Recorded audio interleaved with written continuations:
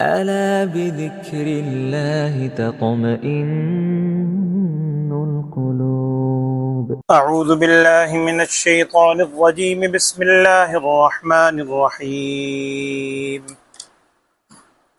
لا أقسم بهذا البلد وأنت حل بهذا البلد ووالد وما ولد لقد خلقنا الإنسان في كبد أيحسب أن لن يقدر عليه أحد يقول أهلكت مالا لبدا أيحسب أن لم يره أحد ألم نجعل له عينين ولسانا وشفتين وهديناه النجدين فلاقتحم العقبة وما أدراك ما العقبة فك رقبة أو إطعام في يوم ذي مسغبة يتيما ذا مقربة أو مسكينا ذا متربة ثم كان من الذين آمنوا وتواصوا بالصبر وتواصوا بالمرحمة أولئك أصحاب الميمنة والذين كفروا بآياتنا هم أصحاب المشأمة عليهم نار مؤصدة. صدق اللہ العظیم. بسم اللہ الرحمن الرحیم. سورۃ البلد. اب یہ مختصر صورتیں ہیں قرآن کے آخر تک، چھوٹی چھوٹی صورتیں، زیادہ تر مکی ہیں. اس میں کچھ مدنی صورتیں بھی آئیں گی چھوٹی صورتوں میں. سورہ بینہ ہے، اس کے بعد ایک دو اور صورتیں ہیں، لیکن زیادہ تر مکی ہیں. آج جو آیات کے آغاز میں اقسمو کے لفظ آئے ہیں، جس میں اللہ جل شانہ قسم کھا رہے ہیں، یہ بات پہلے ہمارے سامنے آئی تھی ایک موقع پر، لا اقسم بیوم القیامہ. جہاں بھی میں نے عرض کیا تھا کہ اس کی شروع میں جو لفظ لا آتا ہے، عام طور پر اس کا معنی نہیں کیا جاتا. عربوں کے اندر یہ بہت زیادہ استعمال ہوتا تھا. اس کا مفہوم یہ ہوتا ہے کہ ہرگز ایسی بات نہیں ہے جو تم سمجھتے ہو، بلکہ قسم کھا کے جو بات ذکر کی جا رہی ہے جواب قسم کے طور پر، وہ یقینی ہے. یعنی جیسا تم سمجھتے ہو ایسا نہیں ہے، بلکہ میں قسم کھا کے کہتا ہوں. کیا؟ وہ آگے جو سارے الفاظ آئیں گے. تو اس طرح کے عموماً عربوں میں بہت استعمال ہوتا تھا، وہی قرآن پاک میں بھی استعمال. یہاں پر اللہ جل شانہ کی طرف سے چند چیزوں کی قسم کھائی گئی. پہلے قسم کھائی اللہ تعالیٰ نے اقسم بہذا البلد، میں قسم کھاتا ہوں. اللہ تعالیٰ فرما رہے ہیں میں قسم کھاتا ہوں اس شہر مکہ کی. بلد کا لفظ ہے ویسے تو شہر کی، لیکن تمام مفسرین کا تقریباً قول ہے اس شہر سے مراد شہر مکہ ہے. انتہائی محترم شہر تھا. مشرکین جیسے بھی تھے، بہرحال لوگوں کے ذہنوں میں ان کی بڑی تعظیم تھی، چونکہ مکے میں رہتے ہیں، بیت اللہ کی حفاظت وغیرہ کرتے ہیں. اور پیچھے غالباً سورہ توبہ میں آپ نے وہ آیت بھی سنی تھی. انہیں اس چیز پہ بڑا مان تھا کہ ہم حاجیوں کی خدمت کرتے ہیں، پانی پلاتے ہیں، بڑا ہمارا یہ بڑا کام ہے. تو قرآن نے کہا تھا اجعلتم سقایۃ الحاج وعمارۃ المسجد الحرام کمن آمن باللہ والیوم الآخر وجاہد فی سبیل اللہ لا یستوون عند اللہ.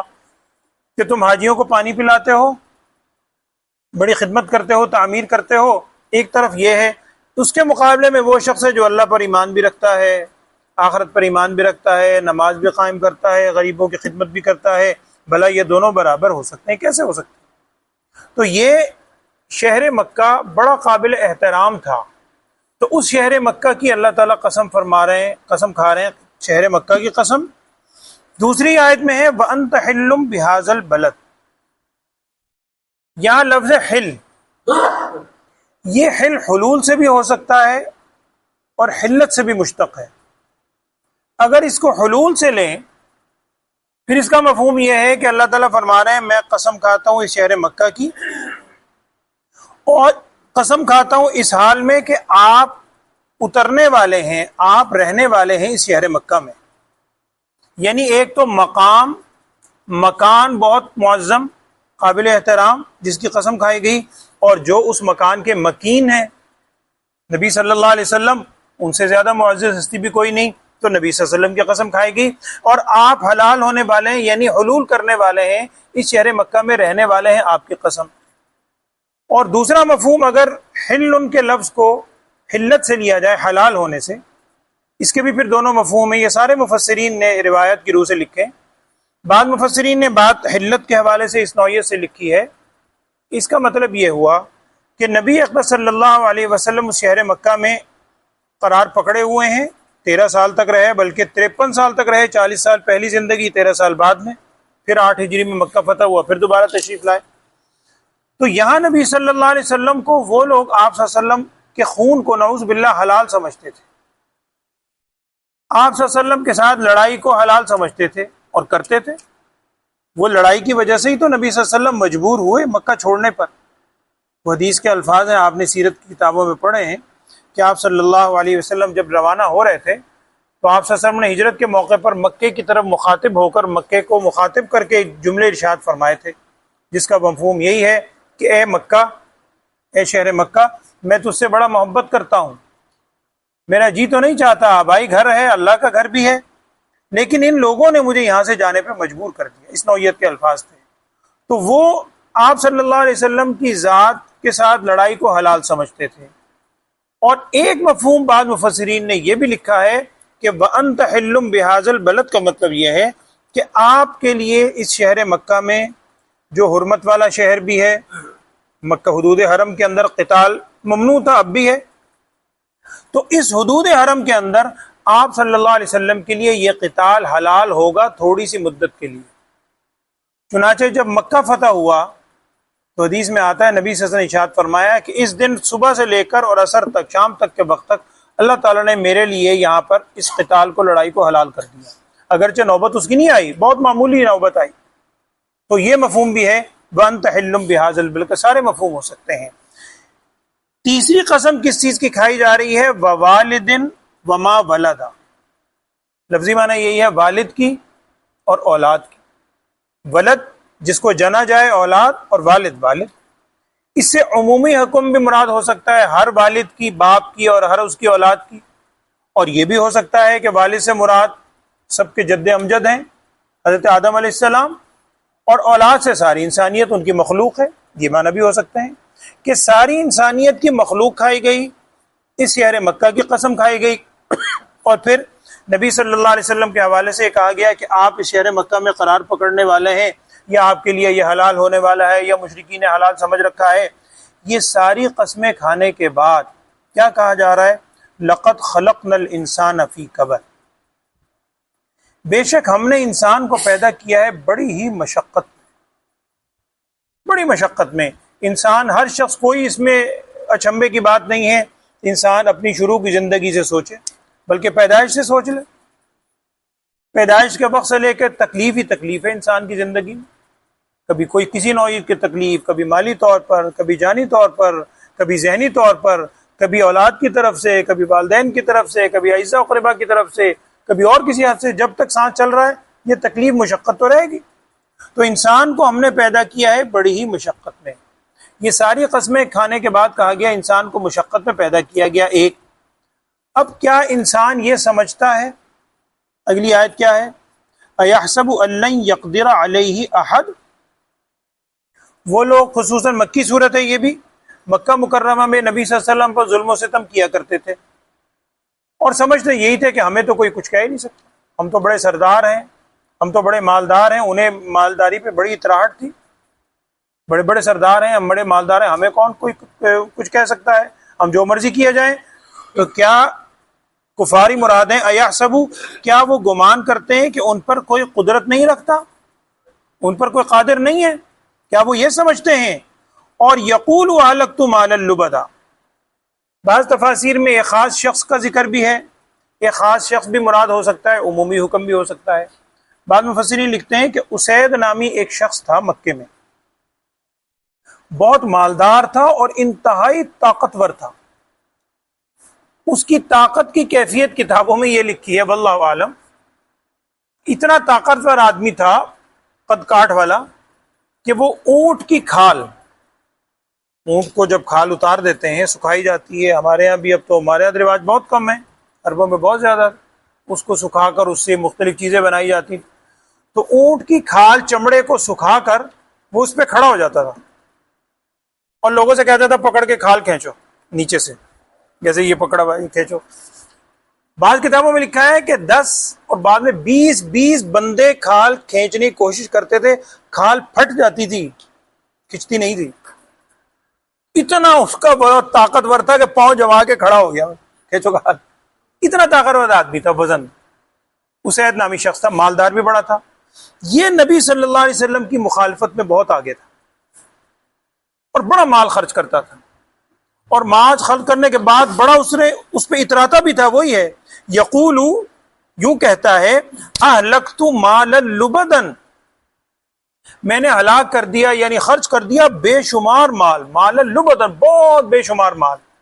ایک تو اس میں 2-3 باتیں ہیں. ایک تو وہ مال جتنا بھی خرچ کر لے اس کو سمجھتا ہے میں نے بڑا کام کیا، بڑا مال خرچ کیا. اور کیا کس میں ہے؟ نبی صلی اللہ علیہ وسلم کی مخالفت میں. تو کیا وہ یوں کہتا ہے کہ میں نے بڑا مال خرچ کر دیا آپ صلی اللہ علیہ وسلم کی مخالفت میں، اس کو اچھا سمجھتا ہے؟ ہرگز ایسی بات نہیں. ایحسب، کیا وہ یہ گمان کرتا ہے کہ الم یرہ احد، کہ اس کو کوئی دیکھنے والا نہیں ہے، اللہ تعالیٰ اس کو دیکھ نہیں رہا؟ یہ جہاں مال خرچ کر رہا ہے نبی صلی اللہ علیہ وسلم کی مخالفت میں اور بڑی شیخی بھگار رہا ہے، میں نے یوں کیا، میں نے یوں کیا، کیا اس کو کوئی دیکھ نہیں رہا؟ یقیناً دیکھ رہا. صرف یہ ہے کہ اللہ تعالیٰ نے ایک مہلت دے رکھی، جب وہ مقررہ وقت آ جائے گا اس کے بعد پھر اللہ تعالیٰ کی پکڑ سے کوئی بچ نہیں سکے گا.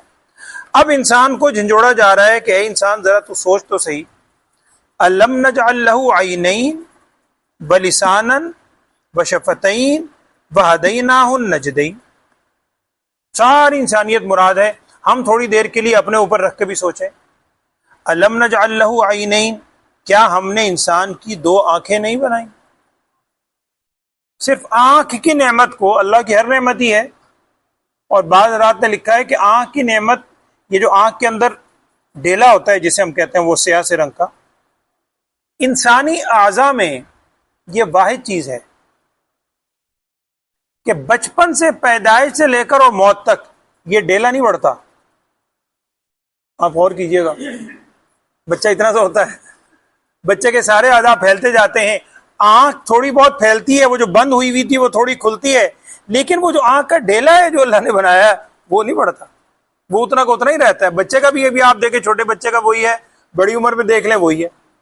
اور پھر یہ آج کل تو پروف ہو گیا. مجھے بھی ایک دفعہ اتفاق ہوا تھا غالباً دبئی، کہاں جاتے ہوئے، ایک تو فنگر پرنٹس ہوتے تھے، اب وہ آئی ٹیسٹ کرتے ہیں. میں وہاں گیا، انہوں نے کہا جی اینک اتار کے آپ اپنا چہرہ رکھیں، جیسے فنگر، کہنے لگے یہ ڈھیلا جو ہے یہ بھی ایک کا دوسرے سے ملتا نہیں. اللہ کی شان ہے.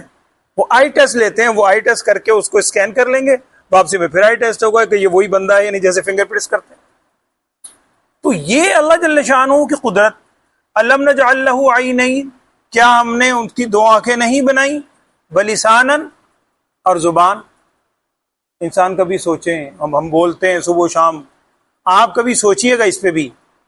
ہر شخص جانتا ہے، خاص طور پر آپ نے زبانی کوئی بات کرنی ہے، کلام کرنا ہے، آپ سوچ کے ہی بولتے ہیں نا.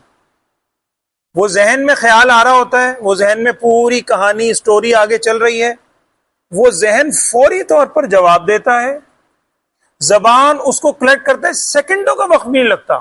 آپ پوری تقریر کیے جاتے ہیں، وہ ذہن سوچ سوچ کے بولے جا رہا ہے اور زبان سے نکلتا جا رہا ہے. تو ولسانن، اور یہ زبان ہی وہ چیز ہے چند لمحوں میں اپنے آپ کو جنتی بھی بنا سکتی ہے اور چند لمحوں کے اندر نعوذ باللہ جہنمی بنا سکتی ہے. یہ کلمہ پڑھ لے، سچے دل سے توبہ کر لے، جنتی انشاءاللہ. یہی خدا نخواستہ کوئی کفریہ جملہ بول دے، ایمان گیا تو ساری کہانی گئی. تو ہم نے انسان کی زبان بنائی، کیا سوچتا نہیں، وشفتینی، اور 2 ہونٹ بنائے. یہ بھی اہل علم نے لکھا ہے سمجھانے کے لیے کہ یہ زبان اتنی نازک حساس چیز ہے، اللہ نے اس کے اوپر 2 پہرے دار بنا دیے. آپ صرف ہونٹ بند کر لیں، بول نہیں سکتے آپ آواز کا اظہار نہیں کر سکتے گفتگو کا. اللہ نے اس کے اوپر 2 ہونٹ رکھ دیے. اتنی حساس چیز ہے، اتنی سینسیٹیو ہے، انسان کو کہیں بھی لے جا سکتی ہے. اس کے اوپر اللہ نے 2 پہرے دار رکھ دیے. اب ذرا سوچے انسان, کیا ہم نے 2 آنکھیں نہیں بنائی؟ اللہ فرما رہے ہیں الم نجعل لہ عینین بلسانا, زبان نہیں بنائی ہر شخص کی, بشفتین, 2 ہونٹ نہیں بنائے, اور وہدیناہ النجدین, ہم نے اس کی رہنمائی نہیں کی 2 راستوں کی طرف. 2 راستوں سے بعض رات میں تو لکھا ہے کہ بچہ جب پیدا ہوتا ہے تو دودھ پیتا ہے ماں کی چھاتیوں سے. وہ جو اللہ جل شانہ نے ہر بچے کے دل میں ڈالا ہے کہ یہیں سے اس کو غذا ملے گی, اللہ نے رہنمائی کی. اور بیشتر مفسرین کا کہنا یہ ہے کہ وہدیناہ النجدین کا مطلب یہ ہے ہم نے اس کے لیے خیر اور شر کے راستے کھول دیے. اللہ نے اتنا شعور ہر ایک کو ادا کیا, اتنی سینس ہے کہ وہ اچھے اور برے کی تمیز خود کر سکتا ہے. برائی کی طرف بھی جب اٹھتا ہے تو کہیں نہ کہیں اس کو اندر سے ضمیر ٹوکتا ضرور ہے, یہ اللہ کی طرف سے ہی ہے. وہدیناہ النجدین, اور ہم نے اس کی رہنمائی کی 2 راستوں کی طرف, حق کا راستہ اور برائی کا راستہ. فلاقتحم العقبہ, بس وہ انسان گھاٹی پر, مشقت والی سخت گھاٹی پر نہیں چڑھا, نہیں گھسا. کیا مانا؟ آگے جو الفاظ آ رہے ہیں ان کو اگر آپ مفہوم سامنے رکھیں تو چیز سمجھ آئے گی. عقبہ اصل میں کہتے ہیں وہ پہاڑ کی چوٹی جس پر چڑھنا بہت مشکل ہے. اسی طرح عقبہ 2 پہاڑوں کے درمیان جو وادی ہوتی ہے, ہم جس کو درہ بھی غالباً بولتے ہیں, 2 پہاڑوں کے درمیان وادی یا درہ بولتے ہیں, اس کو بھی عقبہ کہتے ہیں. بلکہ آپ کو اگر یاد ہو سیرت کی کتابوں میں آتا ہے ہجرت مدینہ سے پہلے نبی صلی اللہ علیہ وسلم نے بیعت فرمائی تھی, وہ بیعت عقبہ تھی. بیعت عقبہ اولا اور بیعت عقبہ ثانیہ. اور جو حجاج کرام ہیں انہیں بھی یہ چیز یاد ہوگی کہ وہ جمرات جہاں پتھر مارتے ہیں اس کے نام بھی یہی ہیں, جمرہ وسطیٰ, جمرہ اولا اور جمرہ عقبہ. جو بڑا شیطان ہے جسے آپ بولتے ہیں وہ جمرہ عقبہ ہے. یہ اصل میں عقبہ وہی ہے, اسی کی سیدھ میں وہ گھاٹی تھی. اب یہاں سے آج کل سرنگوں سے جو رستے جا رہے ہیں مکے کو, یہ وہی رستے ہیں, یہ وہی پوائنٹ ہے مکے میں ایک جگہ نا, بلکہ انہوں نے نفق لکھی ہوئی ہے. وہ نفق اسی جگہ ہے کہ جہاں نبی صلی اللہ علیہ وسلم نے وہ ان کے ساتھ بیعت کی تھی. تو بہرحال عقبہ کا مطلب گھاٹی بھی ہوتا ہے, عقبہ کا مطلب پہاڑ کی چوٹی بھی ہوتا ہے جس پہ چڑھنا بڑا مشکل ہے. مطلب کیا ہے؟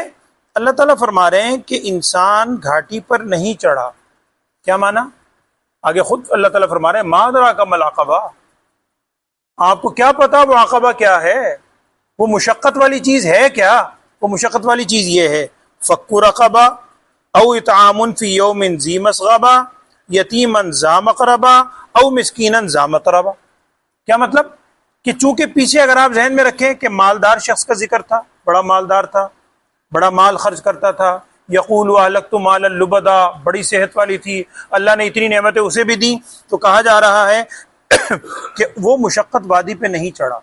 جو مالدار آدمی ہو اگر اسے کہیں خیرات کرنی پڑ جائے, مسکین کو کھانا کھلانا پڑ جائے, تو اگر دل کے اندر کنجوسی ہے, مال کی محبت ہے, تو 10 دفعہ سوچے گا, کوشش ہوگی کسی طرح میں جان ہی چھڑا لو. تو کیا وہ اس گھاٹی پر نہیں چڑھا؟ ظاہری بات کہ مال خرچ کرنا, اللہ کے راستے میں دینا, یتیم کی خدمت کرنا, بھوکے کو کھانا کھلانا, یہ بہت بڑی سعادت کی بات ہے. لیکن یہ سعادت نصیب کسے ہوتی ہے؟ جس کے دل میں مال کی محبت نہ ہو اور پھر دکھلاوا بھی نہ ہو, اللہ کی رضا کے خاطر ہو. تو یہ بہت بڑی ایک طرح سے مشکل کام ہے, جو انسان کو مشقتیں آتی ہیں وہی چیز ہے, اسی کا ذکر ہے. کہ آپ کو کیا معلوم عقبہ کیا ہے؟ فک رقبہ, گردن چھڑانا ہے, کسی غلام کو آزاد کرنا ہے. او اطعام فی یوم ذی مسغبہ, یا کھانا کھلانا ہے بھوک کے دن میں. مسغبہ کا مطلب ذی مسغبہ, بھوکے, ایسے دن میں جب کہ بڑا بھوکا ہو اس کو کھانا کھلانا ہے. یتیمن ذا مقربتن, اور یتیم کو کھانا کھلانا ہے, یہ ایسا یتیم ذا مقربتن جو قرابت دار بھی ہو. نبی صلی اللہ علیہ وسلم نے ایک موقع پر ارشاد فرمایا تھا کہ عام صدقہ, جو عام طور پر صدقہ کیا جائے, اس کا اجر تو صرف صدقہ کرنے کا ہے, ایک اجر ہے. لیکن اپنے اگر کسی قرابت دار کو, قریبی عزیز کو اگر وہی صدقہ اس کی امداد کرو گے تو پھر 2 اجر ہے. ایک صلہ رحمی کا بھی ہے اور ایک اس کی مدد کرنے کا بھی ہے. تو یتیمن ذا مقربتن, ایسے یتیم کو ذا مقربتن جو قریبی رشتہ دار بھی ہو. او مسکینن ذا متربتن, یا مسکین کو, محتاج کو دینا ہے ذا متربتن. لفظی معنی یہ ہے کہ جو خاک نشین ہے, تراب, مٹی, مٹی میں ملا ہوا ہے. اس کے دونوں مفہوم لکھے ہیں. یا تو وہ بیچارہ اتنا کمزور ہو گیا بھوک کی وجہ سے اسے چلا بھی نہیں جاتا، جب اٹھتا ہے مٹی میں گر جاتا ہے، مٹیوں مٹ ہوا ہوا ہے، ہم کہتے ہیں مٹیوں مٹ ہوا ہوا ہے. اور یا اس کے تن کے اوپر لباس اتنے ہیں، یعنی اس کی اتنی کمزوری ہے کہ جب بیٹھتا ہے اس کو کوئی بچھانے کے لیے چیز بھی نہیں ملتی، ایسے ہی زمین پہ بیٹھ جاتا ہے. تو یتیمن او مسکینن ذا متربۃ، یا مسکین کو کھانا کھلانا ہے ذا متربۃ، جو خاک نشین ہو، مٹی والا ہو. اور یہ ساری چیزیں یعنی گردن آزاد کرانا، بھوکے کو کھانا کھلانا، یتیم کو دینا، مسکین کو دینا، یہ ساری تو ہیں، لیکن ان کی قبولیت کب ہوگی؟ ثم کان من الذین آمنوا وتواصوا بالصبر وتواصوا بالمرحمہ، پھر وہ شخص ہے ان لوگوں میں سے جو ایمان لائے اور ایک دوسرے کو صبر کی تلقین کی اور ایک دوسرے کو رحم کی بھی تلقین کی. اولئک اصحاب المیمنہ، یہی لوگ ہیں دائیں طرف والے، جس کی تفصیل آپ سورہ واقعہ کے شروع میں غالباً الفاظ آئے تھے. واصحاب المیمنہ ما اصحاب المیمنہ واصحاب الشمال ما اصحاب الشمال، وہاں بلکہ 3 تھے، والسابقون الاولون بھی تھے، وہاں اس کی ساری تفصیل آئی تھی. عام مفہوم یہ ہے کہ یہ لوگ ہیں دائیں بازو والے، دائیں طرف والے، یعنی وہ جن کو نامہ اعمال دائیں ہاتھ میں دیا جائے گا، یعنی نیکو کا. اس کے بالمقابل والذین کفروا بآیاتنا، وہ لوگ جنہوں نے انکار کیا ہماری آیات کا، ہم اصحاب المشأمہ، یہی لوگ ہیں بہت زیادہ ذلیل ہونے والے. علیہم نار مؤصدہ، ان پر آگ کو بند کر دیا جائے گا، یعنی آگ کے اندر ایک طرح سے وہ بند ہو جائیں گے، ہر طرف سے نعوذ باللہ آگ انہیں گھیر لے گی. اللہ تعالی ہمیں اس سے محفوظ فرمائے. اللہم آمین. ترجمہ پڑھیں. اعوذ باللہ من الشیطان الرجیم، بسم اللہ الرحمن الرحیم. لا اقسم بہذا البلد، میں قسم کھاتا ہوں اس شہر کی، یعنی شہر مکہ کی. بأنت حل بہذا البلد، اس حال میں کہ آپ حلال ہونے والے ہیں یا آپ اترنے والے ہیں، رہنے والے ہیں اس شہر مکہ میں. ووالد وما ولد، اور قسم ہے والد کی، وما ولد، اور اس کی جو جسے وہ جنے، یعنی اولاد کی. لقد خلقنا الانسان فی کبد، دوسری جگہ قرآن میں آگے آئے گا لقد خلقنا الانسان فی احسن تقویم، اور بھی بہت سی آیتیں، لیکن یہاں کیا فرمایا؟ لقد خلقنا الانسان فی کبد.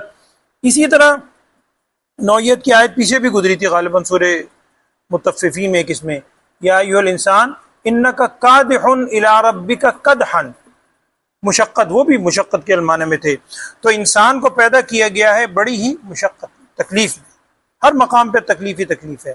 ایحسب، کیا وہ انسان گمان کرتا ہے، ان لن یقدر علیہ احد، کہ ہرگز اس پر کوئی قادر نہیں ہے؟ کیا وہ یہ سمجھتا ہے؟ ظاہری بات ہے ایسی بات نہیں ہے، اللہ کی ذات ہر چیز پر قادر ہے.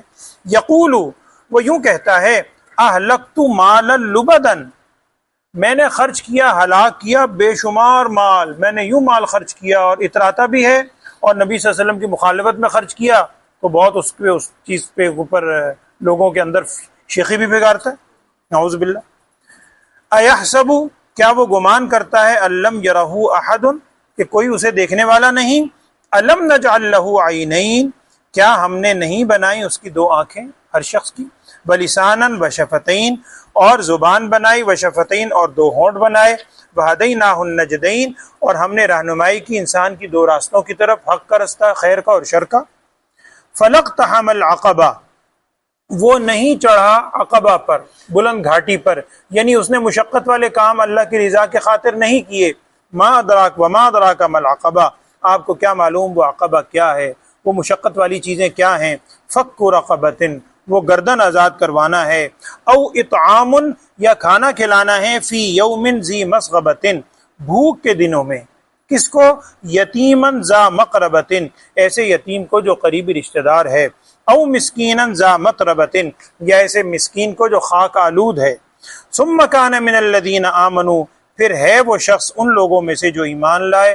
وتواصوا بالصبر وتواصوا بالمرحمہ، اور ایک دوسرے کو صبر کی بھی تلقین کی اور رحم کی بھی تلقین کی. اولئک اصحاب المیمنہ، یہی لوگ ہیں دائیں طرف والے.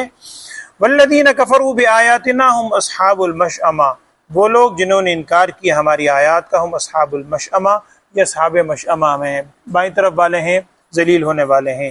علیہم نار مؤصدۃ، ان پر آگ کو بند کر دی جائے گی، آگ ان کے اوپر بند کر دی جائے گی، آگ میں وہ گھر جائیں گے. اللہ معاف فرمائے. اللہ تعالی ہمیں بھی جو مہلت اللہ نے دی ہے اس سے فائدہ اٹھانے کی توفیق عطا فرمائے. اللہم آمین. الحمدللہ رب العالمین، اللہم صلی علی سیدنا و مولانا محمد وعلی آل سیدنا و مولانا محمد مبارک وسلم۔ یا اللہ ہم سب کے گناہوں کو معاف فرما، لغزشات سے درگزر فرما، ہم سب کو یا اللہ اعمال صالحہ کرنے کی توفیق عطا فرما، ہم سب کو ہر عمل میں خلوص عطا فرما، ہم سب کو یا اللہ اصحاب الیمین والے اعمال کرنے کی توفیق عطا فرما، مال کی محبت سے، دنیا کی محبت سے ہم سب کو محفوظ فرما، ہم سب کو فکر آخرت نصیب فرما، آخرت کی تیاری کی توفیق عطا فرما۔ صلی اللہ تعالی علی خیر خلقہ سیدنا و مولانا محمد وعلی آلہ و اصحابہ اجمعین۔